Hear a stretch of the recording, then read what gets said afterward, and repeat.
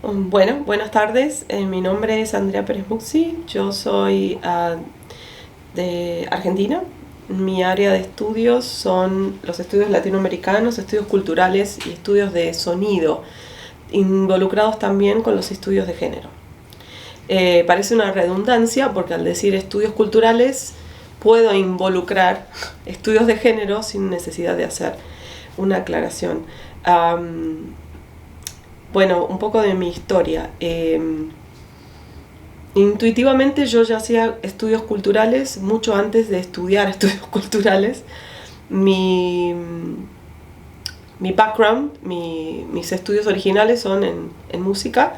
Yo soy directora de orquesta y tengo la preparación académica estándar, estricta, historiográfica, acumulativa, no sé cuántos más adjetivos puedo decir, de la música, desde los 5 hasta los 26 años y más.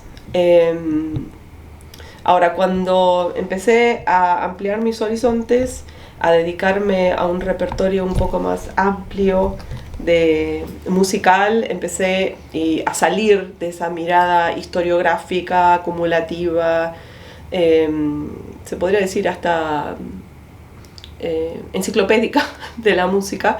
Es cuando empecé a ver no solo aspectos de sociológicos y antropológicos del sonido, sino también aplicaciones y las dinámicas de no solo el que emite el sonido, sino quien lo escucha.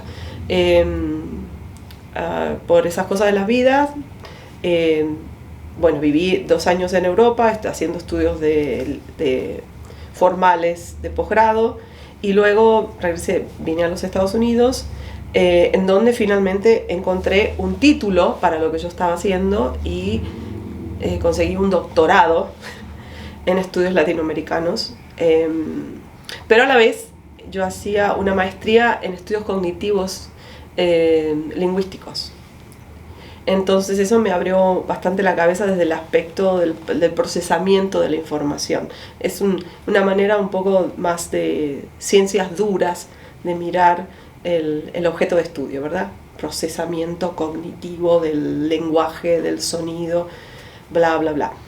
Pero como mi base era en el arte, regresé con todo ese conocimiento a los estudios culturales aplicados específicamente a lo que ahora se llama estudios de sonido o sound studies, que cuando yo realizaba en el momento que yo presenté mi tesis, que era completamente interdisciplinaria, no solo trataba lo literario, sino también lo sónico, y sin quererlo estaba rondando los estudios colonialistas y todo lo que tiene que ver con la tradición o la percepción o concepción de los estudios afroamericanos.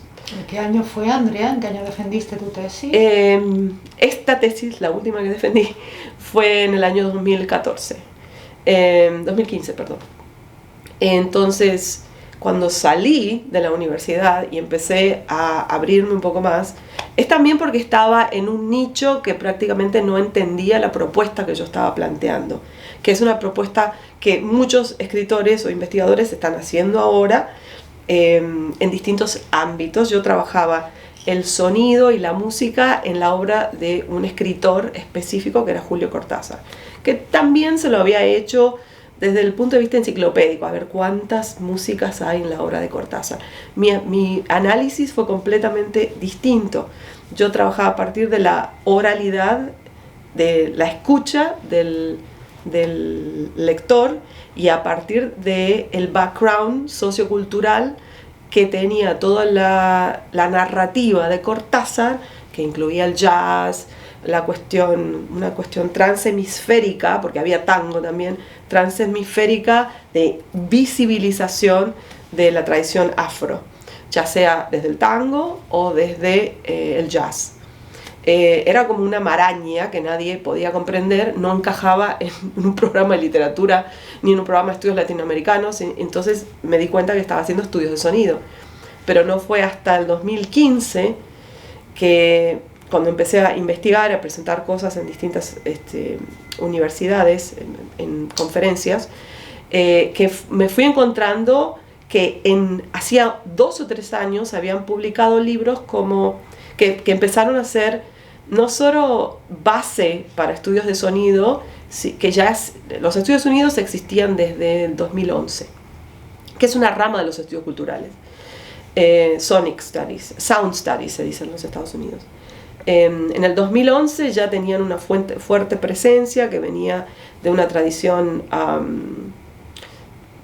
podría decir, más bien anclada en las casas editoriales. Había casas editoriales como de Gruther o algunas de las universidades de Estados Unidos que también se dedicaban a publicar específicamente antologías sobre investigadores de estudio de sonido.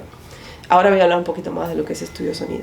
Pero fue en 2013 que se publicó una de las piedras fundamentales de estudios de sonido latinoamericanos, que es un libro llamado Aurality, not Aurality as O, but A-U, Aurality, que tiene que ver con la capacidad de escuchar, escrito por Ana María Ochoa Gautier, una investigadora latinoamericana que está en la Universidad de Columbia, en los Estados Unidos, que en su momento, porque ahora ya ha cambiado de área de investigación, sigue en Sound Studies, propone que ella sigue una escuela de pensamiento de Ángel Rama, que es también otro investigador latinoamericano, proponiendo y profundizando la idea que Latinoamérica es una tierra en donde el sonido es una de las herramientas de liberación colonial.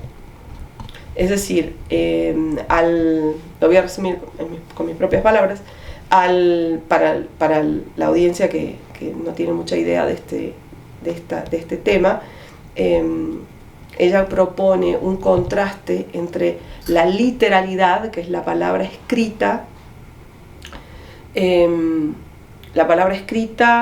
el sentido impuesta también por la colonización, que es el español, y su resistencia desde el punto de vista de la producción sonora. Es decir, ella hace montones de estudios sobre comunidades indígenas en Colombia y cómo era percibido,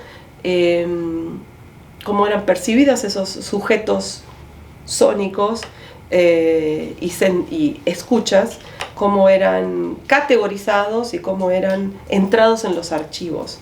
Y a partir de ahí se lanza toda una nueva perspectiva de que la América Latina es una tierra no de palabra escrita, sino de sonido oral, ya sea desde la parte de la oralidad en la storytelling, en las historias, en las lenguas originarias, que por ejemplo ahora podemos escuchar raps en maya o raps en quechua, cosa que hace 30 o 40 años era impensado, un resurgimiento de las lenguas originarias y también de lo sónico de la producción musical. Entonces, bueno, ahí encontré mi nicho, dije, bueno, yo hago estudios culturales de sonido, punto. Pero me llevó unos 8 años más o menos. Y tuve mucha suerte porque entré al área conscientemente y empecé a hablar con colegas y latinoamericanistas. Hay una fuerte movida de estudios de sonido en investigadores colombianos. Tuve la dicha de conocer a muchos de ellos, es decir, que hay una fuerte corriente. Se debe también a que, bueno, Ana María Ochoa Gautier es colombiana, entonces su trabajo se conocía mucho más en Colombia que en otras partes de la América Latina. Y a partir de ella fueron surgiendo distintos investigadores que han hecho estudios de sonido en México. Los estudios de sonido pueden abarcar anything, cualquier cosa que sea a partir de la producción sonora. Puede ser la percepción, puede ser cómo el sonido cambia o produce un cambio social o político. Podemos hablar de los cacerolazos, hay gente que estudia la producción de los cacerolazos, los sonidos, las ciudades, pero también, bueno, hay se está creando una tradición de estudio de sonido también en la afrofrancofonía, es decir, todas las colonias de las diásporas francesas en África. Y también hay muchos estudios de sonido ahora en las distintas ciudades, hay gente que trabaja sobre el sonido urbano en Asia, en China, en India, y están pueden ser desde la mera producción sonida, desde el sonido de las ciudades en sí misma, como la producción artística de sonido en ese contexto. Y es curioso traer ese tipo de contenido a las clases que podemos enseñar o podemos dar, porque cada uno da, digamos, este área da una versatilidad de manipulación de contenidos, pero a la vez es un desafío porque es sumamente interdisciplinario. Entonces, claro, son estudios culturales, porque es interdisciplinario.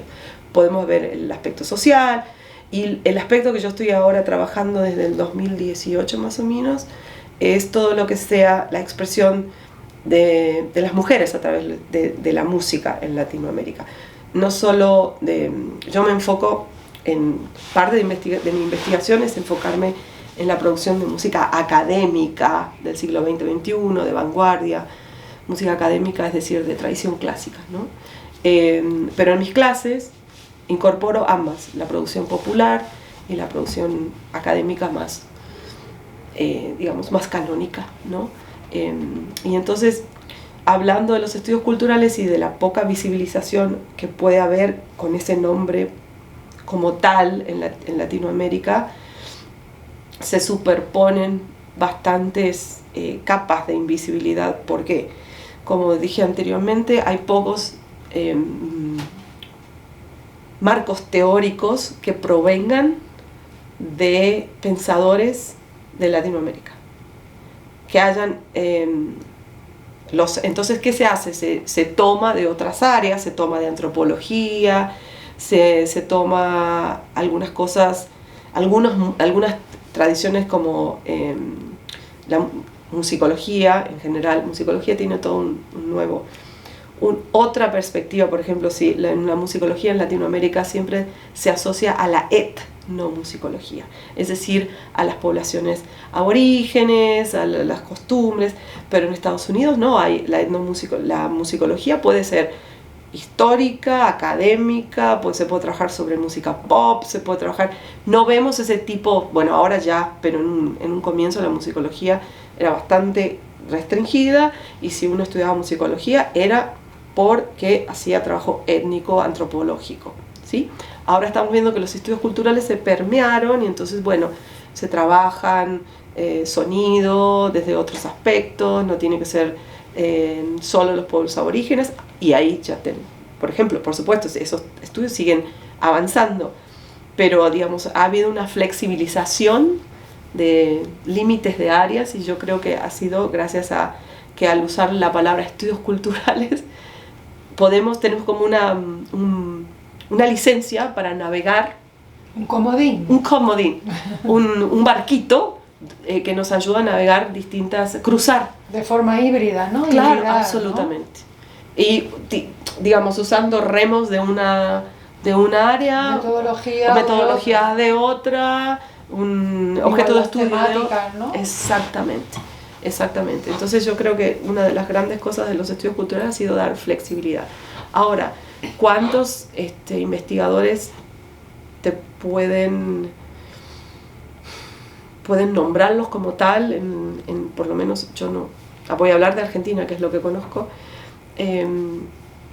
Por charlas y conferencias que he compartido, son muy pocos. En general están haciendo estudios culturales, pero les ponen en la etiqueta de musicología si hablamos de sonido, ¿verdad?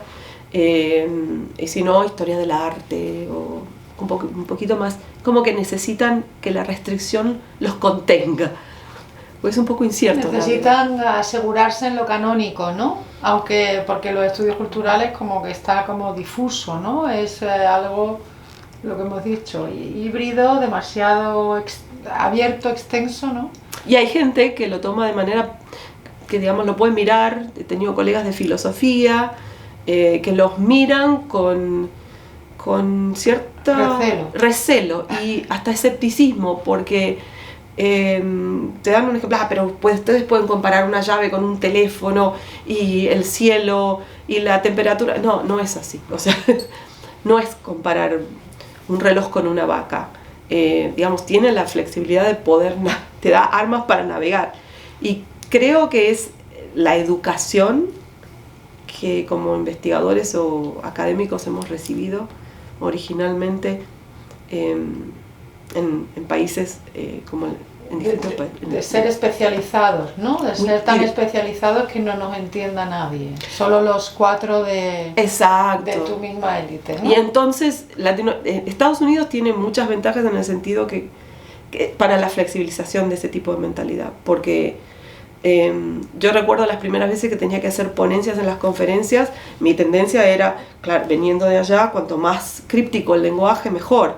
Y me daba cuenta que en las conferencias aquí navegaban personas de muchas áreas y que había que hacerlo accesible. Entonces, o sea, todos tenemos que poder navegar con un lenguaje para tus colegas, un lenguaje para unas conferencias, un lenguaje para alumnos. Y no siempre en un aula de una universidad de vieja usanza o de viejos sistemas, en lugares como Argentina, se encuentra esa flexibilidad. La cosa de la accesibilidad creo que es muy de los Estados Unidos. Y también tenemos, no sé cómo será en España, pero creo que será bastante igual, nuestros analíticos, que les llamamos a los programas de universidad, no tenemos electivos. Son las materias que son obligatorias. Y a freír churros con eso, ¿no? Y eso permite, creo, en los Estados Unidos que los estudiantes o las personas que vayan a seguir un curso de grado busquen un interés, y creo que es como natural que los estudios culturales surgieran en esta zona, porque daba esa flexibilidad. No sé, eso me parece interesante. Bueno, nosotros en España ya hace bastante tiempo que los grados tienen una serie de materias obligatorias, otras básicas y otras optativas.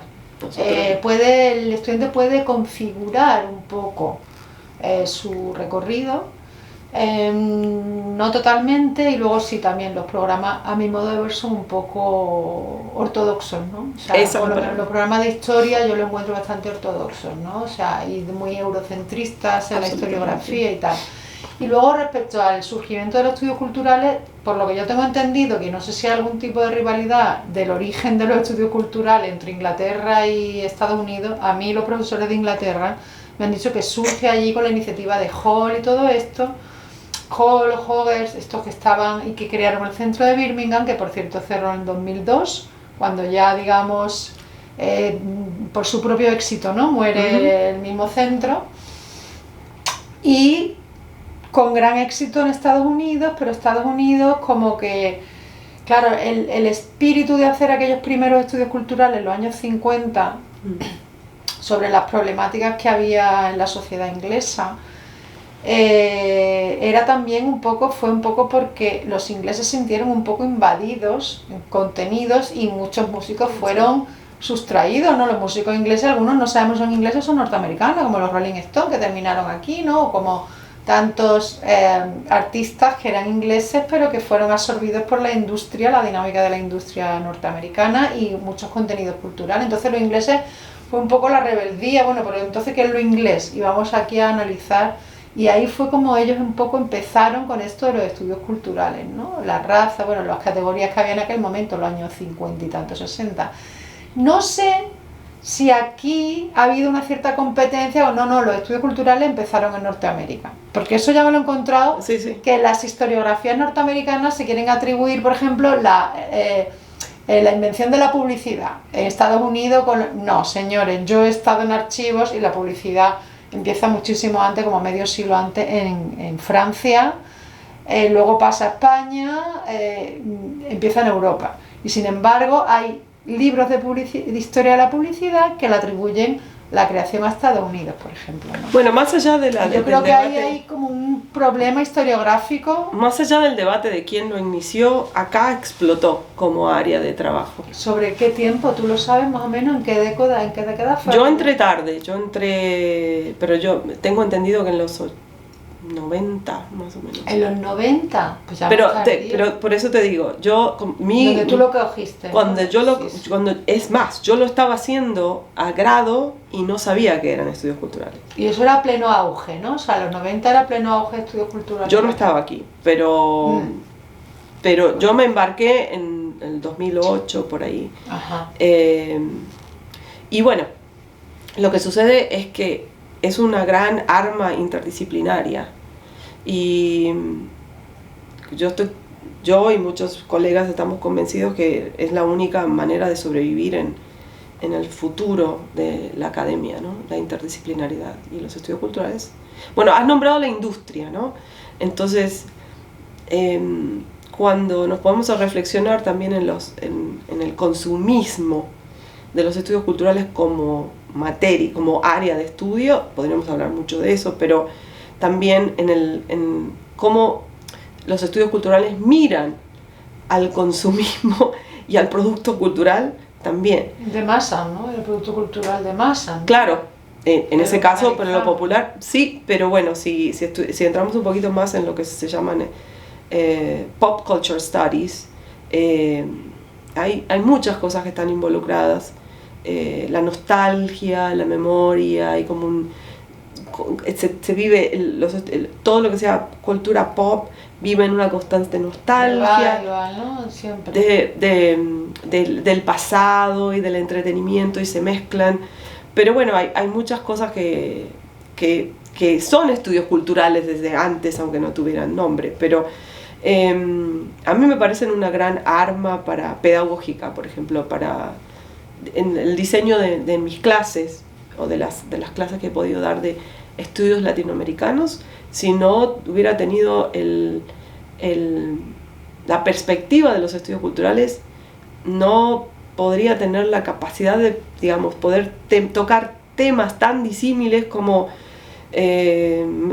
salud mental y problemas que tienen inherentes a la invisibilidad de la raza en una misma unidad, en una misma semana. Los estudios culturales te dan es un ejercicio de un músculo. Visión cruzada, ¿no? Claro. Y es como sintética. El alumno lo puede sin perderte, porque te puedes perder. Pero... Y Andrea, que nos quedan como 7 minutillos, ¿por qué no nos cuentas tu proyecto? Un poco, el que se nos ha apagado. Sí, el proyecto del... dale de esto que lo veamos, ¿no? Lo pongo después. Mi proyecto surge en el 2018 en realidad, y se termina de confirmar cuando hubo la celebración de los 100 años del voto femenino en los Estados Unidos. Lo que sucedió fue como un ímpetu por dar voces a obras literarias de mujeres, a una movida de creatividad femenina increíble, y empecé a explorar festivales que se hacían en el Juilliard School of Music o en Manhattan School of Music, y distintas entidades que se suponen son they showcase, se supone que ellos pueden mostrar un abanico de voces femeninas. Fue muy doloroso ver que todo lo que fuera música creada por mujeres en Latinoamérica, académica, era prácticamente inexistente. Y como yo estudié en la universidad paralelamente a muchas colegas compositoras, porque eran carreras de posgrado muy avanzadas, dirección orquestal, composición, me tocó estrenar algunas obras con estéticas muy de vanguardia, y siempre me interesó porque cada una tiene una visión distinta estética del mundo, ¿verdad? Entonces el proyecto lo que se propone es un ensamble que varía de 12, 10, 9 mujeres, son de distintos países, pero están todas localizadas en Argentina, y nuestro objetivo es promover, visibilizar y darle un empuje a toda esa creatividad.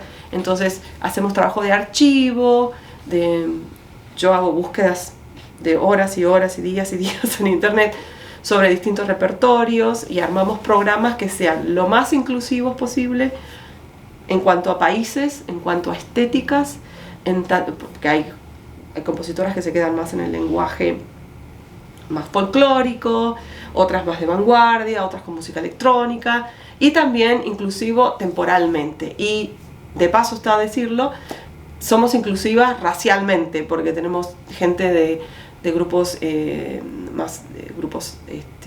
pueblos originarios en el grupo, gente descendiente de afroamericanos, LGBTQ, entonces tenemos personas queer, y de golpe tenemos un grupo de mujeres de Ucrania,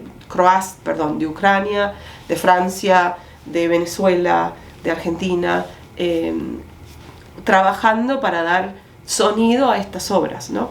Y bueno, nos agarró la pandemia y seguimos trabajando y la investigación sigue. Tuvimos conciertos en Argentina, hemos presentado en un festival de Venezuela, hemos hecho conciertos en Brasil.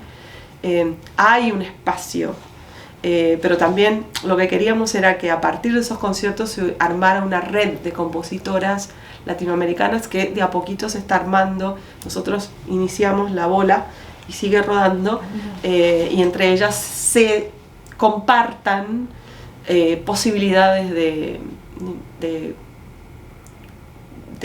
ser tocadas, de ser ejecutadas, y es como una fundación sin fines de lucro. Y actualmente yo soy estoy como consultant de otra universidad que tiene un programa de inclusión de música latinoamericana, es decir, todo lo que se pueda hacer, bienvenido sea, porque también, y estoy dando una clase sobre Women in Music, que está relacionado con mi investigación, y es interesante ver la respuesta de los estudiantes, porque es una clase que se basa en estudios de género a partir del producto sonoro de, por ejemplo, las mujeres en el altiplano cantando con tambores, o mujeres haciendo música electrónica en un laboratorio, y los distintos cambios sociales o propuestas de mejoramiento, ya sean desde la violencia hacia las mujeres, o la igualdad de condiciones, o posibilidades de fluidez, ya sea creativa o de definición de género, que se hacen a partir del sonido. Entonces, sin estudios culturales, una clase así no existiría, porque tenemos aspectos de raza, aspectos sonoros, aspectos de teoría de género. Nos quedan 2 minutitos, Andrea. ¿Quieres concluir algo, enseñarnos otra vez la pantalla de tu proyecto? Y si tienes alguna página web, pues dímelo, que lo ponga en la descripción del vídeo, luego me lo das. Tengo que poner varios credenciales para poder acceder. No he desactivado Este tema de las compositoras es interesante, ¿no? Esto que siga circulando ese grupo de compositoras latinoamericanas. Absolutamente, estoy tratando de buscarlos. Esta es nuestra página web. Después el ensamble se llama Ensamble Warmi. Warmi es una palabra que en quechua define lo femenino. Y bueno, estrenamos muchas obras. Tenemos, estas son las principales integrantes, y bueno. ¿Tenéis algún apoyo financiero de la universidad o cómo lo No, este proyecto está basado en Argentina, y tenemos fondos a veces del gobierno para hacer los traslados de los conciertos, ayudas del Estado. Vamos a sacar unos minutitos que queda con... Voy a poner la cámara aquí, sí, para que se vea la página principal. Este es nuestro proyecto. Ajá. Está creciendo recién. Ajá. Así que bueno, muchas gracias por... Muchas gracias a ti, Andrea, por colaborar con el proyecto Claroscuro y la Universidad de Málaga. Gracias a ustedes por su tiempo.